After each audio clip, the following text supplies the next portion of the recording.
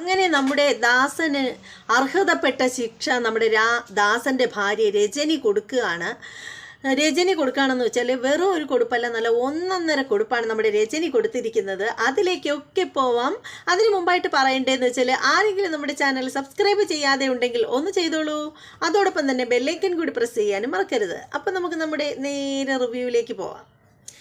അങ്ങനെ നമ്മുടെ ദാസൻ നമ്മുടെ ശ്രുതിയെ ഫോൺ വിളിക്കുകയാണ്. വിളിച്ചിട്ട് പറയുകയാണ്, ആ ശ്രുതി, അപ്പോൾ പറഞ്ഞതെല്ലാം ഓക്കെ ആണല്ലോ, വൈകിട്ട് ഹോട്ടൽ ഗ്രീൻലാൻഡിൽ ഞാൻ വരും, അവിടെ വന്നേക്കണം എന്നിങ്ങനെ പറയുകയാണ്. അങ്ങനെ ശ്രുതി ഫോൺ കട്ട് ചെയ്യുകയാണ്. അപ്പോൾ നമ്മുടെ മീര ചോദിക്കുകയാണ്, എന്താ ശ്രുതി, നീ എന്തിനാ അയാളോട് വരാമെന്ന് പറഞ്ഞത്, നിനക്കെന്താ ഭ്രാന്ത് പിടിച്ചോ എന്നൊക്കെ ഇങ്ങനെ ചോദിക്കുകയാണ്. അപ്പോൾ നമ്മുടെ ശ്രുതിയും മീരയും കൂടി ചേർന്നിട്ട് ചില കാര്യങ്ങളൊക്കെ ഇങ്ങനെ പദ്ധതി ഇടുകയാണ്. പിന്നീട് അതിന് ശേഷമെന്ന് വെച്ചാൽ നമ്മുടെ ദാസൻ നേരെ ഹോട്ടലിലേക്ക് വരികയാണ്. വന്നതിന് ശേഷം റിസപ്ഷനിൽ ചെന്നിട്ട് തൻ്റെ കീ ചോദിക്കുകയാണ്. തൻ്റെ പുള്ളിക്കാരൻ എടുക്കുന്ന റൂമിൻ്റെ കീ ആവശ്യപ്പെടുകയാണ്. അപ്പോൾ റിസപ്ഷനിസ്റ്റ് പറയുകയാണ്, കീ നേരത്തെ കൂട്ടി ഒരു പെൺകുട്ടി വന്നിരുന്നു, എന്നിട്ട് അവർ കീ വാങ്ങിച്ചുകൊണ്ട് പോയി എന്നിങ്ങനെ പറയുകയാണ്. അപ്പോൾ ദാസന് ഭയങ്കര ഹാപ്പി ആവുകയാണ്. അങ്ങനെ നമ്മുടെ ദാസൻ ഭയങ്കര സന്തോഷത്തോടു കൂടി വരികയാണ്. അങ്ങനെ ദാസൻ വരുന്ന സമയത്ത് നേരെ നോക്കുമ്പോഴത്തേക്ക് റൂം ചാരിയിട്ടേ ഉള്ളൂ. വാതിൽ തുറന്ന് ദാസൻ അകത്തേക്ക് കയറി ചെല്ലുമ്പോൾ കാണുന്നത് കട്ടിലിൽ അങ്ങോട്ട് നോക്കി ഒരു സ്ത്രീ ഇരിക്കുകയാണ്. അപ്പോൾ നമ്മുടെ ദാസൻ കരുതുന്നത് അത് ശ്രുതി ആണ് എന്നാണ് നമ്മുടെ ദാസൻ കരുതുന്നത്. അങ്ങനെ ദാസൻ അടുത്തേക്ക് ചെല്ലുകയാണ്. ചെന്നതിന് ശേഷം ശ്രുതിയുടെ മുഖമൊന്നും കാണുന്നില്ല. അതിനുശേഷം ദാസൻ ചോദിക്കുകയാണ്, ആ ശ്രുതി, നീ കുറേ നേരമായി അല്ലേ വന്നിട്ട്? ഞാൻ കരുതി നീ വരില്ലെന്നാണ്. എന്തായാലും നീ വന്നല്ലോ. അല്ല, ഞാൻ നിന്നെ ശ്രുതി എന്ന് വിളിക്കണോ അതോ കല്യാണി എന്ന് വിളിക്കണോ? എന്തായാലും കല്യാണി എന്നുള്ള പേര് എനിക്കിഷ്ടമല്ല, ഞാൻ ശ്രുതി എന്നേ വിളിക്കൂ എന്നിങ്ങനെ പറയാണ്. അതിനുശേഷം പുള്ളിക്കാരൻ കൊണ്ടുവന്ന ബാഗ് തുറക്കുകയാണ്. അതിനകത്ത് നിന്ന് കുറച്ച് മുല്ലപ്പൂമാല എടുക്കുകയാണ്. എന്നിട്ട് പറയാണ്, കണ്ടില്ലേ, ഞാൻ നിനക്കായിട്ട് വാങ്ങിച്ചുകൊണ്ട് വന്ന മുല്ലപ്പൂമാലയാണ്. ഞാൻ എൻ്റെ ഭാര്യയ്ക്ക് പോലും ഇത്ര നാളിനകം വെച്ച് ഒരിത്തിരി പൂ പോലും വാങ്ങിച്ചു കൊടുത്തിട്ടില്ല എന്നൊക്കെ പറയുകയാണ്. നീ എന്താ ശ്രുതി ഒന്നും മിണ്ടാത്തത്? എന്നോടുള്ള ദേഷ്യമാണോ നിനക്ക് എന്നൊക്കെ ചോദിക്കുകയാണ്. എന്തായാലും ഞാൻ ഈ പൂമാല നിൻ്റെ മുടിയിൽ ചൂടിത്തരാം എന്നൊക്കെ പറഞ്ഞിട്ട് നമ്മുടെ ദാസൻ പൂമാലയൊക്കെ എടുത്ത് മണപ്പിച്ചൊക്കെ നോക്കിയിട്ട് നമ്മുടെ ശ്രുതിയുടെ മുടിയിലേക്ക് വെക്കാനായിട്ട് ഇങ്ങനെ കൊണ്ട് അടുത്ത് ചെല്ലുകയാണ്. അപ്പോൾ ആ സമയത്ത് നമ്മുടെ ശ്രുതി തിരിഞ്ഞു നോക്കുകയാണ്. നോക്കുമ്പോൾ നമ്മുടെ ദാസൻ ഞെട്ടിപ്പോവുകയാണ്. അത് മറ്റാരുമല്ല, നമ്മുടെ ദാസൻ്റെ ഭാര്യ രജനിയാണ്. അപ്പോൾ തന്നെ നമ്മുടെ ദാസൻ ചോദിക്കണം, അയ്യോ രജനിയായിരുന്നു ഇത്, സോറി രജനി, എനിക്ക് അബദ്ധം പറ്റിപ്പോയതാണ് എന്നിങ്ങനെ പറയണം. അപ്പോൾ ഉടനെ നമ്മുടെ രജനി പറയണം, ഹെടാ, നിനക്ക് അബദ്ധം പറ്റിയല്ലേ, നിനക്ക് നാണം ഇല്ലേടാ തെരുവ് നായേ, ഇതാണോ നിന്റെ സ്വഭാവം? നീ രാവിലെ തൊട്ട് ഓഫീസിൽ പോകണമെന്ന് പറഞ്ഞ് നീ വീട്ടിൽ നിന്ന് ഇറങ്ങുന്നത് ഇതിന് വേണ്ടിയിട്ടായിരുന്നോടാ? നിന്റെ ഭാര്യ ആകേണ്ടി വന്നതിൽ ഞാൻ ലജ്ജിക്കുന്നടാ മൃഗമേ എന്നൊക്കെ പറഞ്ഞിട്ട് നമ്മുടെ ദാസൻ്റെ ചെകിട് നോക്കി 2 അടി കൊടുക്കുകയാണ് നമ്മുടെ രജനി.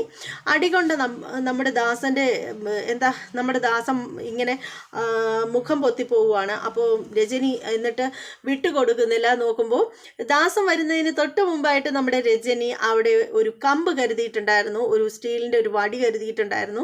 പുള്ളിക്കാരത്തി ആ വടിയെടുത്ത് തലങ്ങും വിലങ്ങും അടിക്കുകയാണ് നമ്മുടെ ദാസനെ. ഒടുവിൽ നമ്മുടെ ദാസൻ തല്ലും കൊണ്ട് വേദന സഹിക്കാൻ വയ്യാതെ ഇറങ്ങി ഓടുകയാണ് ചെയ്യുന്നത്. നമ്മുടെ രജനി വിട്ടുകൊടുക്കുന്നില്ല, രജനി കൂടെ ഓടുകയാണ്. എന്നിട്ട് ദാസനെ തല്ലിയാണ്. അപ്പോൾ പുറത്തേക്ക് ഇറങ്ങി ഓടുന്ന സമയത്തിന് എല്ലാവരും കാണുകയാണ് നമ്മുടെ ദാസനെ തല്ലി പഞ്ഞിക്കിട്ടുകയാണ്. അതിനുശേഷം രജനി പറയണേ, എടാ നീയൊക്കെ ഒരു മനുഷ്യനാണോടാ? ഒരു പാവം പെൺകുട്ടിയെ ബ്ലാക്ക്മെയിൽ ചെയ്ത് ഹോട്ടലിലേക്ക് നീ വിളിച്ചു വരുത്തിയിരിക്കുകയാണ് അല്ലേടാ? നീ എന്താടാ കരുതിയത്? ഇനി മേല നീ എൻ്റെ മകളുടെയും ജീവിതത്തിൽ നീ എന്ന് പറയുന്ന ഒരു വ്യക്തിയേ ഇല്ല. ഇനി മേല നീ എൻ്റെ വീട്ടിലേക്ക് കടക്കുകയോ കാല് കുത്തുകയോ ചെയ്തു പോകരുത് എന്നൊക്കെ പറയണം. അപ്പോൾ ദാസൻ പറയുകയാണ്, രജനി, എനിക്കൊരു അബദ്ധം പറ്റിയതാണ്, നിനക്ക് ക്ഷമിച്ചൂടെ? മിണ്ടായിരിക്കടാ, നിനക്ക് അബദ്ധം പറ്റിയെന്നോ? ഞാൻ വീട്ടിൽ ചെല്ലട്ടെ, ഉടനെ നിനക്ക് ഞാൻ ഡിവോഴ്സ് നോട്ടീസ് അയക്കുന്നതാണ് എന്നൊക്കെ പറയുകയാണ്. ദാസൻ കാല് പിടിച്ചൊക്കെ രജനിയെ നിർത്താൻ നോക്കുന്നുണ്ട്. പക്ഷെ ഒരു രക്ഷയില്ല. രജനി നല്ലൊരു പൊട്ടീരും കൂടി കൊടുത്തതിന് ശേഷം രജനി ഇറങ്ങി ഒറ്റൊരു പോക്കങ്ങ് പോവുകയാണ്. അതിൻ്റെ പിന്നാലെ നോക്കുമ്പോഴത്തേക്ക് നമ്മുടെ ദാസനാണെങ്കിൽ ചുറ്റും ആളുകളൊക്കെ കൂടി നിൽക്കുകയാണ്. ദാസന് ആകെ നാണക്കേടാവുകയാണ്. കാരണം പുള്ളിക്കാരൻ കൂടെ അവിടെ വരുന്നതാണല്ലോ. അപ്പോൾ നോക്കുമ്പോഴത്തേക്ക് നമ്മുടെ ശ്രുതിയും മീരയും കൂടി അങ്ങോട്ടേക്ക് വരികയാണ്. വന്നതിന് ശേഷം നമ്മുടെ ശ്രുതി ചോദിക്കുകയാണ്, എടാ നിനക്ക് കിട്ടേണ്ടത് കിട്ടിയില്ലേ, ഇനി മേലാ നീ എൻ്റെ പിന്നാലെ നടക്കരുത്. നീ എന്താടാ കരുതിയത്? നീ അങ്ങ് ഭീഷണിപ്പെടുത്തിയ ഉടനെ നിന്റെ പിന്നാലെ വരുന്ന ഒരു പാവം പെൺകുട്ടിയാണെന്നാണോ നീ കരുതിയിരുന്നത്? എടാ ഈ ശ്രുതി എന്ന് പറയുന്നത് തീക്കട്ടയാണ്, തീക്കട്ട. അതുകൊണ്ടേ നീ എൻ്റെ അടുത്ത് തൊടാനായിട്ട് വരരുത്. നിന്റെ കൈ പൊള്ളത്തേ ഉള്ളൂ, അല്ലാതെ വേറെ ഒരു ഒരു ഒരു ഉപയോഗം ഉണ്ടാവില്ല എന്നിങ്ങനെ പറയുകയാണ്. അപ്പോൾ മീര പറയണേ, എടാ നിനക്ക് നാണമില്ലേടാ ഇങ്ങനെ നിൽക്കാൻ? ഇത്രയും ആളുകളുടെ മുന്നിൽ വെച്ച് നിന്റെ ഭാര്യ നിന്നെ പഞ്ഞിക്കിട്ടില്ലേ? നീ കാണിച്ച തെമ്മാടിത്തരത്തിനുണ്ടല്ലോ, അട്ടിച്ച് നിന്റെ പല്ല് കൊഴിക്കുക ചെയ്യേണ്ടത്. എന്നിട്ട് ഞങ്ങളത് ചെയ്യുന്നില്ലെന്നേ ഉള്ളൂ. ഇനി മേലാ നീ ശ്രുതിയുടെ പിന്നാലെ നടക്കരുത് എന്നിങ്ങനെ പറയുകയാണ്. അതുപോലെ തന്നെ ശ്രുതി പറയുകയാണ്, എടാ ഞാൻ ആരെ വിവാഹം കഴിക്കണം, ഞാൻ എങ്ങനെ ജീവിക്കണം എന്ന് തീരുമാനിക്കുന്നത് ഞാനാണ്, അല്ലാതെ നീയല്ല. എന്തായാലും നിനക്ക് കിട്ടേണ്ടത് നിന്റെ ഭാര്യയുടെ കയ്യിൽ നിന്ന് ഇഷ്ടം പോലെ കിട്ടിയല്ലോ. ഇനി മേലാ നീ എൻ്റെ ജീവിതത്തിലേക്ക് വന്നേക്കരുത് എന്ന് പറഞ്ഞിട്ട് നമ്മുടെ ശ്രുതിയും അതുപോലെ തന്നെ നമ്മുടെ മീരയും അവിടെ നിന്ന് പോവുകയാണ്. നമ്മുടെ ദാസനാണെങ്കിൽ എന്താ പറയുന്നത്, ആളുകളുടെ മുന്നിൽ ആകെ നാണം കെട്ട് തൊലി ഉരിഞ്ഞ അവസ്ഥയിൽ ഇങ്ങനെ നിൽക്കുകയാണ് നമ്മുടെ ദാസൻ. അങ്ങനെ അതേ സമയത്ത് പിന്നീട് രാത്രിയാണ്. നമ്മുടെ സച്ചിയും രേവതിയാണ് കാണിക്കുന്നത്. നമ്മുടെ സച്ചി നല്ല സങ്കടത്തിലാണ്. രേവതി ചെന്നിട്ട് ചോദിക്കണേ, എന്താ നിങ്ങൾക്കൊരു വിഷമം പോലെ, എന്താ കാര്യം എന്നിങ്ങനെ ചോദിക്കുകയാണ്. അപ്പോൾ സച്ചി പറയാണ്, അത് മറ്റൊന്നും അല്ല രേവതി, എൻ്റെ വണ്ടി ഇതുവരെ എനിക്ക് ഇറക്കാൻ കഴിഞ്ഞില്ല. അതേക്കുറിച്ച് ഓർക്കുമ്പോൾ എനിക്ക് നല്ല സങ്കടം തോന്നുകയാണ്. അതിനേക്കാളേറെ എനിക്ക് വിഷമം എൻ്റെ വണ്ടിയിൽ കഞ്ചാവ് കടത്തിയവനെ ഇതുവരെ എനിക്ക് കണ്ടെത്താൻ പറ്റിയിട്ടില്ല എന്നുള്ളതാണ്. ഞാൻ അതിന് വേണ്ടിയിട്ടുള്ള ശ്രമത്തിൽ നിന്നും ഇതുവരെയും പിന്തിരിഞ്ഞിട്ടില്ല. ഞാൻ എന്നെ കൊണ്ട് പറ്റുന്ന രീതിയിലൊക്കെ ഞാൻ അന്വേഷിക്കുന്നുണ്ട്. പിന്നെ അവനെ പിടികൂടണമെന്നുണ്ടെങ്കിൽ എനിക്ക് മഹേഷിൻ്റെ സഹായം കൂടിയേ പറ്റൂ. കാരണം അവനെ കാഴ്ചയിൽ എങ്ങനെ ഇരിക്കുന്നു എന്നൊക്കെയുള്ള കാര്യം മഹേഷിന് മാത്രമേ കൃത്യമായിട്ട് പറയാൻ കഴിയൂ. പക്ഷേ മഹേഷിനെ വിളിച്ചിട്ടാണെങ്കിൽ അവൻ ഇപ്പോൾ ഒഴിഞ്ഞു മാറുകയാണ്. അവൻ ഫോൺ അറ്റൻഡ് ചെയ്യുന്നത് കൂടിയില്ല എന്നിങ്ങനെ പറയുകയാണ്. അപ്പോൾ രേവതി പറയാണ്, അതൊക്കെ കഴിഞ്ഞില്ലേ, എന്തിനാ അതിൻ്റെ പിന്നാലെ പോകുന്നത്? വെറുതെ നമ്മൾ അതിൻ്റെ പിന്നാലെ പോയി കഴിഞ്ഞാൽ നമ്മൾ ഓരോരോ കുഴപ്പത്തിൽ ചെന്ന് ചാടുകയേ ഉള്ളൂ. അതിൻ്റെ പിന്നാലെ ഒന്നും നമുക്ക് പോവേണ്ട ഒരു ആവശ്യമില്ല. പിന്നെ നമ്മളോട് തെറ്റ് ചെയ്തവർക്കുള്ള ശിക്ഷ ഈശ്വരൻ കൊടുത്തോളും, അങ്ങനെ കരുതി സമാധാനിക്കുക എന്നിങ്ങനെ രേവതി പറയുകയാണ്. അപ്പോൾ സച്ചി പറയുകയാണ്, ഏയ് അങ്ങനെ കരുതി സമാധാനിക്കാനൊന്നും എനിക്ക് പറ്റില്ല. ഈശ്വരൻ ശിക്ഷ കൊടുക്കുന്നെങ്കിൽ കൊടുത്തോട്ടെ, പക്ഷേ എൻ്റെ ഭാഗത്ത് നിന്ന് യാതൊരു ഇളവും ഉണ്ടാവില്ല. ഞാൻ ഇനിയും എൻ്റെ അന്വേഷണവുമായിട്ട് മുന്നോട്ട് പോവുക തന്നെ ചെയ്യും എന്നൊക്കെ ഇങ്ങനെ പറയുകയാണ്. രേവതി പറയുകയാണ്, എന്തായാലും അത് പിന്നത്തെ കാര്യമല്ലേ, നിങ്ങൾ കിടന്നുറങ്ങ്, ബാ എനിക്കും ഉറക്കം വരുന്നു എന്ന് പറഞ്ഞിട്ട് രേവതി ബെഡിലേക്ക് കിടക്കാനായിട്ട് പോവുകയാണ്. അതേസമയം പിറ്റേന്ന് രാവിലെയാണ് നമ്മുടെ ശ്രുതി സ്കൂട്ടിയിൽ പുള്ളിക്കാരത്തിയുടെ പിന്നെ ബ്യൂട്ടി പാർലറിലേക്ക് പോവുകയാണ്. അപ്പോൾ ആ സമയത്തിന് നമ്മുടെ ദാസ് കാറിൽ വന്ന് തടഞ്ഞു നിർത്തുകയാണ്. എന്നിട്ട് ദാസ് പറയുകയാണ്, നീ എങ്ങോട്ടാണ് ഈ പോകുന്നത് എന്നിങ്ങനെ ചോദിക്കുകയാണ്. അപ്പോൾ നമ്മുടെ ശ്രുതി ചോദിക്കുകയാണ്, എടാ നായേ, നിനക്ക് നാണമില്ലേ? നിന്റെ ആവശ്യത്തിന് ഇന്നലെ നിന്റെ ഭാര്യ തന്നെ നിനക്ക് തന്നിട്ടുണ്ടായിരുന്നല്ലോ, എന്നിട്ട് എന്തിനാ നീ എൻ്റെ പിന്നാലെ കൂടിയിരിക്കുന്നത് എന്ന് ചോദിക്കുകയാണ്.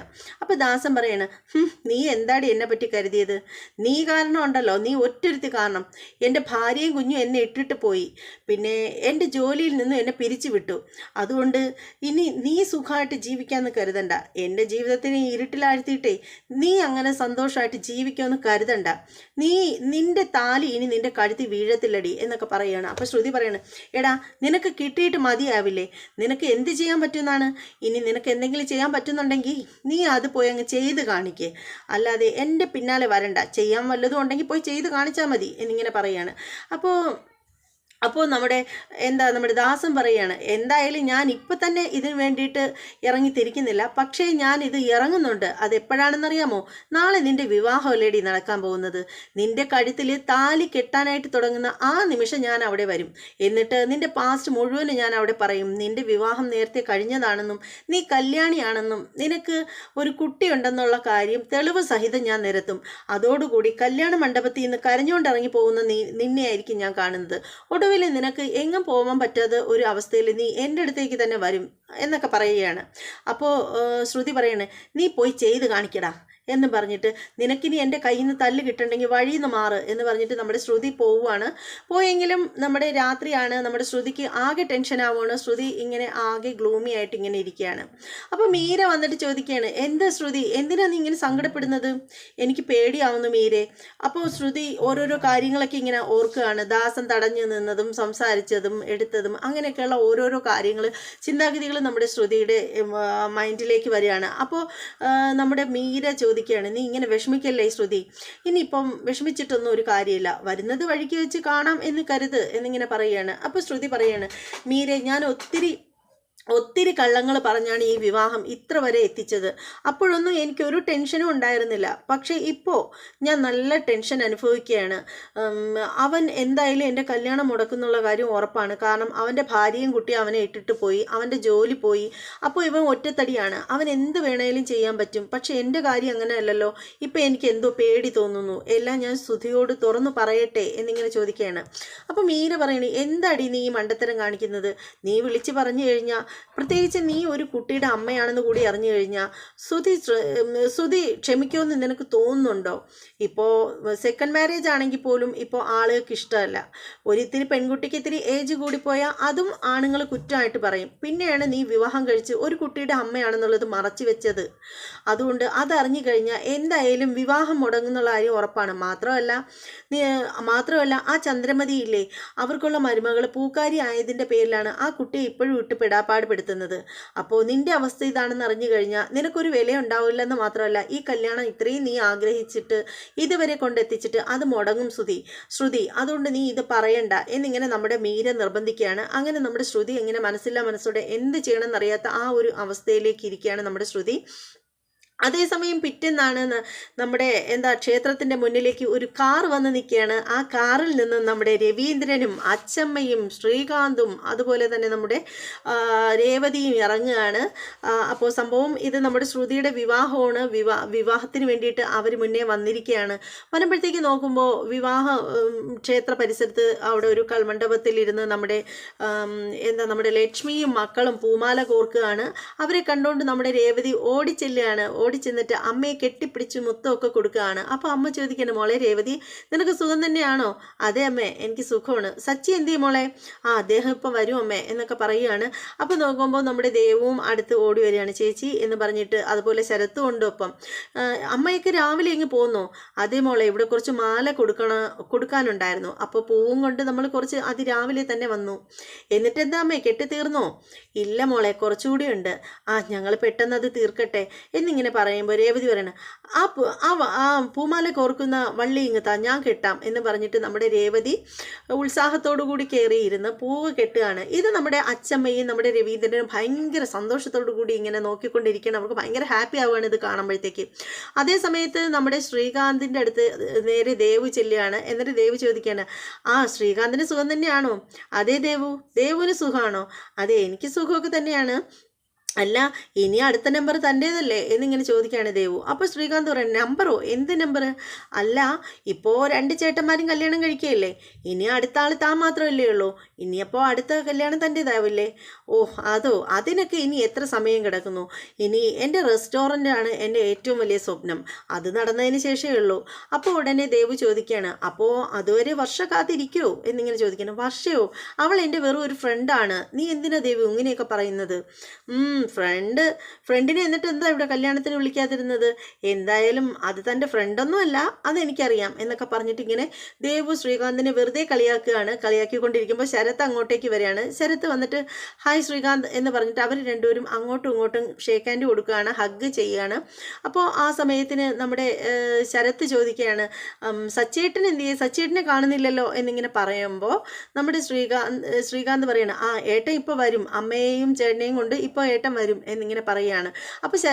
അപ്പോൾ നമ്മുടെ ദേവു പറയണ, ഈ ശരത്തിൻ്റെ ഫാൻസ്, ശരത്തൊരു സച്ചേട്ടൻ ഫാൻസ് ആണ് കേട്ടോ എന്നിങ്ങനെ പറയുകയാണ് ദേവു. അപ്പോൾ ആ സമയത്ത് ശ്രീകാന്ത് പറയണ, ഞാനാണേൽ രേവതി ഏട്ടത്തി ഫാൻസാണ് ഞാൻ എന്നിങ്ങനെ ശ്രീകാന്ത് പറയുകയാണ്. അങ്ങനെ അവരങ്ങ് ഭയങ്കര ഹാപ്പി ആയിട്ട് ഇങ്ങോട്ട് പോവുകയാണ്. അതേ സമയത്ത് നമ്മുടെ സച്ചിയുടെ കാറ് വരികയാണ്. സച്ചിയുടെ കാറിൽ നിന്ന് നമ്മുടെ ചന്ദ്രമതി ഇറങ്ങി വരികയാണ്. ചന്ദ്രമതി അതിസുന്ദരിയായിട്ടാണ് വന്നിരിക്കുന്നത്. ഒപ്പം നമ്മുടെ ഭാമയുണ്ട്, സർവ്വ സ്വർണ്ണാഭരണങ്ങളും അണിഞ്ഞ് നിൽക്കുകയാണ് നമ്മുടെ ഭാമ. അതുപോലെ തന്നെ ഒപ്പം നമ്മുടെ ശ്രുതിയുമുണ്ട്. അപ്പോൾ അവരിറങ്ങി വന്നിട്ട് നോക്കുമ്പോഴത്തേക്ക് ശ്രുതിയുടെ വണ്ടിയൊന്നും കാണുന്നില്ല. അപ്പോൾ ശ്രുതി വന്നിട്ടില്ലേ എന്നിങ്ങനെ ചോദിക്കുകയാണ് നമ്മുടെ ശ്രുതി. അപ്പോൾ ചന്ദ്രമതി പറയണേ, മോനെ അവൾ പെൺകുട്ടിയല്ലേ, അവൾക്ക് അണിഞ്ഞൊരുങ്ങിയൊക്കെ വരാനായിട്ട് സമയം എടുക്കും. കൊടുക്കും. അവർ പെട്ടെന്ന് വരും, മുഹൂർത്തത്തിന് ഇനി ഒരുപാട് സമയമുണ്ടല്ലോ, നീ എന്തിനാ ഇങ്ങനെ തിരക്ക് കൂട്ടുന്നത് എന്നിങ്ങനെ ചോദിക്കുകയാണ്. അങ്ങനെ അവരെല്ലാവരും വണ്ടിയിൽ നിന്ന് ഇറങ്ങുകയാണ് ഭയങ്കര സന്തോഷത്തോടു കൂടി. നീ എന്തിനാണ് ഇങ്ങനെ ധൃതി കാണിക്കുന്നത് എന്ന് ചോദിക്കുകയാണ് നമ്മുടെ ചന്ദ്രമതി ചോദിക്കുകയാണ്. അപ്പോഴത്തേക്കിനും അവരിങ്ങനെ മുന്നോട്ട് നടക്കാനായിട്ട് തുടങ്ങുന്ന സമയത്തിന് നമ്മുടെ സച്ചി വിളിക്കുകയാണ്, ഹലോ എന്ന് പറഞ്ഞിട്ട് വിളിക്കുകയാണ്. അപ്പോൾ അവരെല്ലാവരും തിരിഞ്ഞു നോക്കുമ്പോൾ സച്ചി വണ്ടിയിൽ നിന്ന് ഇറങ്ങുകയാണ്. എൻ്റെ കാശ് അവിടെ വെച്ചിട്ട് പോയാൽ മതി എന്നിങ്ങനെ പറയാണ്. കാശോ, എന്ത് കാശ് എന്നിങ്ങനെ ശ്രുതി ചോദിക്കുമ്പോൾ, എന്ത് കാശെന്നോ, അതിപ്പോൾ നിനക്ക് ഓർമ്മയില്ലേടാ എന്നിങ്ങനെ ചോദിക്കുകയാണ്. അപ്പോൾ ചന്ദ്ര ചോദിക്കുകയാണ്, നിനക്ക് എവിടെ ചെന്നാലും ഈ ഒരു ചിന്തയേ ഉള്ളോടാ, ഈ ഒരു ചിന്തയുള്ളെന്നോ, ഞെളിഞ്ഞിരുന്ന് എല്ലാവരും കൂടി കാറിലിരുന്നിങ്ങ് പോകുന്നത്, എന്നിട്ട് പൈസ തരാതിരുന്നാൽ എങ്ങനെയാ എന്നിങ്ങനെ ചോദിക്കണം. വണ്ടിക്കൂലി തരണ്ടേ എന്നിങ്ങനെ ചോദിക്കണം. വണ്ടിക്കൂലിയോ, കല്യാണത്തിന് നിൻ്റെ ചേട്ടൻ്റെ കല്യാണം അല്ലേടാ, നിൻ്റെ ചേട്ടൻ്റെ കല്യാണത്തിന് വണ്ടിയിൽ വരുന്നതിന് നിനക്ക് എന്തിനാ പൈസ തരുന്നത്? പിന്നല്ലാതെ വണ്ടിയിൽ പച്ചവെള്ളം ഒഴിച്ചാൽ വണ്ടി ഓടില്ല, വണ്ടിയിൽ എണ്ണ തന്നെ അടിച്ചാൽ മാത്രമേ വണ്ടി ഓടുള്ളൂ, പെട്രോളിനൊക്കെ എന്താ വിലയെന്നറിയാമോ, അതുകൊണ്ട് പെട്ടെന്ന് എൻ്റെ കാശെടുക്ക് എന്നിങ്ങനെ പറഞ്ഞിട്ട് സച്ചി അവിടെ നിന്ന് ബഹളം വയ്ക്കുകയാണ്. അങ്ങനെ ശ്രുതിയാണെങ്കിൽ ഇങ്ങനെ ചൂളി നിൽക്കുകയാണ്. അതോടുകൂടി എപ്പിസോഡ് തീരുകയാണ്.